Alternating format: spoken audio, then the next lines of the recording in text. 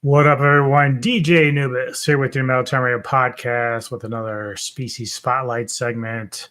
This time on Salem, my Mexican Redknee Tarantula. And the reason why I stressed Redknee is that I misidentified her initially. Initially, when I got her, Neko found her through another source. Somebody who was giving away a spider, and it was ones I didn't have. So I was like, well, okay, I'll take it. And beautiful female, very large. I don't know how old she is, but good size, almost the size of my hand pretty much, but very docile, very friendly. That's sort of the behavior of this particular species. Now, I thought I had a Brachypelma emilia, which is a Mexican red leg. However, through the research and putting all the materials together and taking videos and photos of my spider and looking a little closer, I have actually a Brachypelma Hamorii, which is the Mexican Redknee.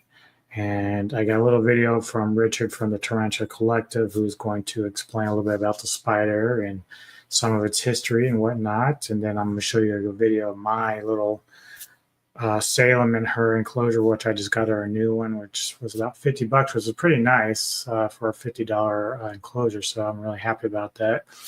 Did have to add some more soil, so the video isn't how it totally looks at the end there, but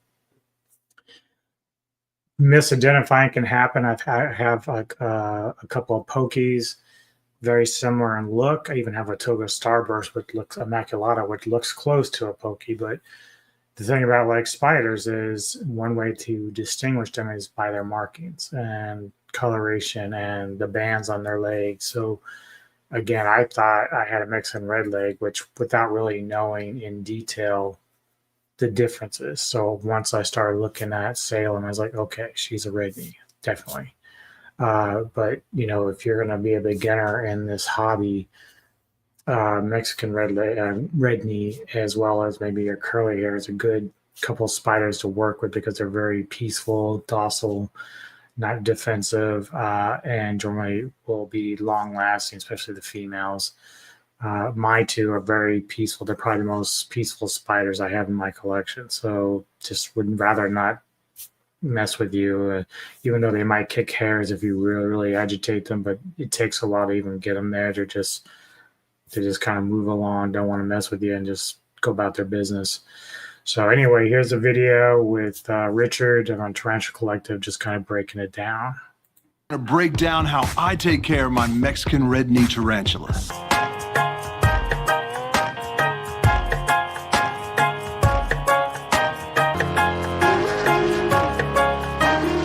The Brachypelma Hamorii, formerly classified as the Brachypelma smithi, but known commonly as the Mexican Redknee Tarantula, is one of, if not the most popular tarantula in the hobby.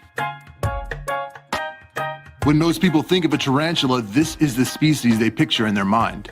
Made famous by being used in movies like Indiana Jones and the William Shatner movie Kingdom of the Spiders. This species is endemic to Mexico, found mainly along the western coast south of Guadalajara in the drier savannas and scrublands. This is due to its attractive... Okay, so there we go with that.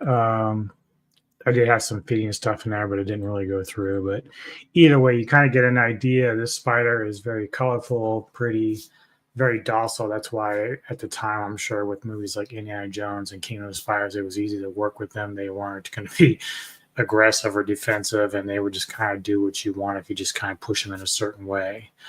I don't know if they live in a commune like the King of the Spiders was trying to imply at the time, but who knows? Like, I don't believe they actually live like the Belfory or anything like that. So, but that's a fun movie if you like spider movies, by the way. But anyway, here's a quick video of Salem, to a little bit of what I took the other day. So here we have Salem, the Mexican redleg. I've put her in a new enclosure. In fact, I've even, as you can see, I've got this grow light. I've got a darker one coming that's more of like a black light because I need to be able to keep it somewhat dark in here. They feel more comfortable with it not being as bright, but trying my hand at plants again. So obviously I've already been using bioactive enclosures. Got the little water dish, got some webbing on my hand because she's been doing it all over the window here. But yeah, so we're gonna try our hand at doing plants again. Hopefully it goes well, but she's looking good, full. She was one that my wife found for free. Somebody was giving it away, and I was like, oh, I'll take it. So I'm really happy about that. She's doing very well. Loves to eat, so I have to be careful not to overfeed her, but she's got a nice little bum. But outside of that, yeah, great spider. These are very docile. I think even if I wanted to handle her, it wouldn't be a problem because she's not very defensive or anything like that. Same with Loki, my curly hair, but she's got beautiful markings. These are the ones you usually see the most, a lot of times in movies too, because they're just not super defensive, and they actually will just kind of walk around and walk away from you. They rather hide than anything else. So, but very, very beautiful spiders. Yeah, so there you go, and that is Salem.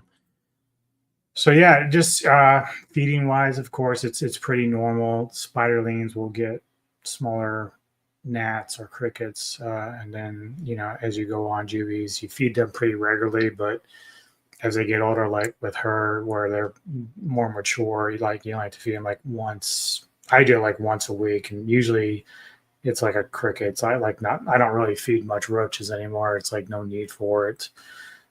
Even though roaches tend to live longer as a feeding tool, it's just most of my spiders just don't care for them, and I guess part of that's because female roaches will go and hide and they won't crawl around as much. And whereas like if you have male roaches, they'll crawl around a lot, which would of course,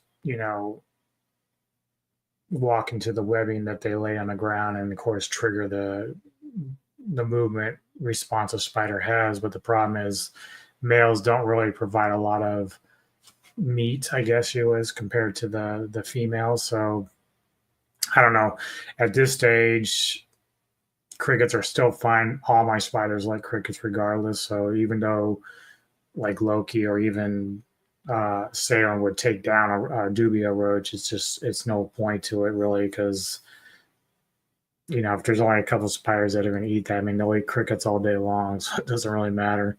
Crickets are always dumb and are always wandering around. The only issue I ever run into is when they drown themselves in the water dishes. But outside of that, not a big deal. But yeah, that's Salem, man. Really, really great spider. Definitely for beginners. Highly, highly recommend them. So yeah, that's all I got for you. As far as the content coming up later today, Jake Hall and I will be doing a kaiju spotlight with Gigan. Then tomorrow, Daniel Miller, the professor, and I will get together and talk a little bit about the main man G, Godzilla. So that's about it. Thank you for all checking out the video. If you'd like the content, like and subscribe. If you're a tarantula and a tarantula hobby like I am, let me know what kind of spiders you got. Do you have one of these? Do you want one of these? What do you think? And yeah, take care of yourselves. See you next time on the Military Rain Podcast.